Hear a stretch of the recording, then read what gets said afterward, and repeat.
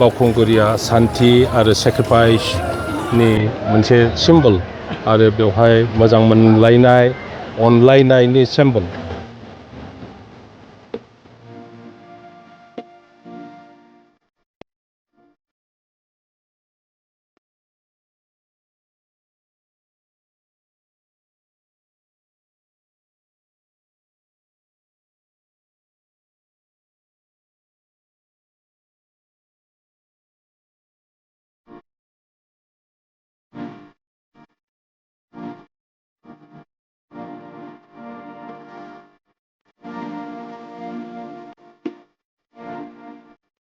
गुबुन बोसोरनि बायदि देग्लायबो बावखुंग्रि फेस्टिभेला जोबोद मोजाङैनो जाबाय आरो दिनै संक्रान्ति दिनावहाय हाजो गाखोनाय जि प्रग्राम बियो गुबुन बोसोरनिफ्राय आरो साबसिन जादों।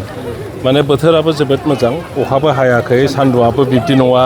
माने बर'आव मोनसे मेथाइ दङ, सान्दुंबो गैया अखाबो गैया होननाय बेबायदि जाथारदों। मा एसे मोजां बोथोर बेलाय। ओमफ्राय दहाय फुंनि आङो 6थायाव गाखोदों। 6थानिफ्रायनो मानसिया बेबायदि भर्तिखा आरो दासिमबो बेबायदिनो फ्ल' जागासिनो दङ। आं सानो बेवहाय दिनै आगोलनि बायदि माने नट लेस देन 1 लाख मानसि हाजो गाखोगोन दिनै। रायजो राजाफोरजों बाहागो लागोन मोनफानानै नोंथाङा खोब गोजोननाय मोनदों। आं प्रत्येक बोसोरावनो एन्जय खालायो आरो माने बोसोरसेयाव आङो खनथाम खनब्रै गाखोयो, एसे इन्टारभेल लायै। आं दा खेबनै गाखोबाय, ओमफ्राय नेक्स्ट 17आव गाखोनायनि मोनसे प्लेनिं लाबावदों। बोथोरा जुदि मोजां निस्सय गाखोबावगोन। आङो रायजो राजाफोरनो जायफोर गाखोबाय बिथांमोननो आङो शुभेच्छा होयो कि बावखुंग्रि फेस्टिभेलखौ ओरैनो खालामनाय जायाखै।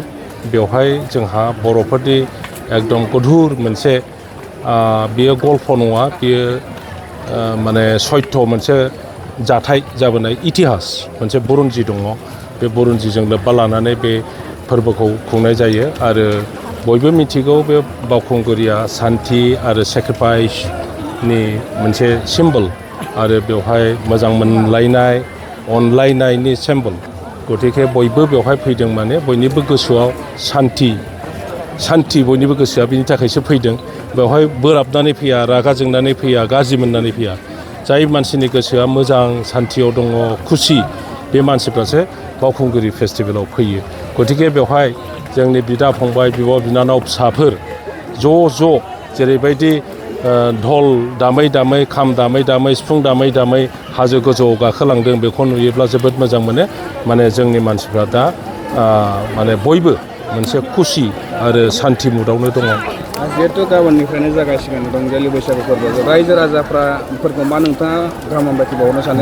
माबोरैहाय फालिलांजानो लुबैयो नोंथाङा? बयबो रायजो राजा, बर'फोरल' नङा, जोंनि बिटिसि बासि बा आसामबासि बयनोबो आङो रंजालि बैसागुनि शुभेच्छा होयो।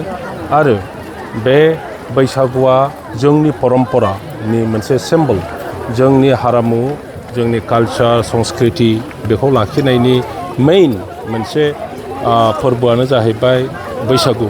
गतिके बे बैसागुखौ बयबो जेन' मोजाङै फालिलायो, नांलायनाय गैया, बोराबलायनाय गैयाब्लानो गावनि न'खर आरो समाजजों बयबो गोरोबलायनानै थानायनि मोनसे माने इच्छा बा मोनसे साननायजों बयबो बे बैसागुखौ पालन खालामो, बेखौनो आं खावलायो।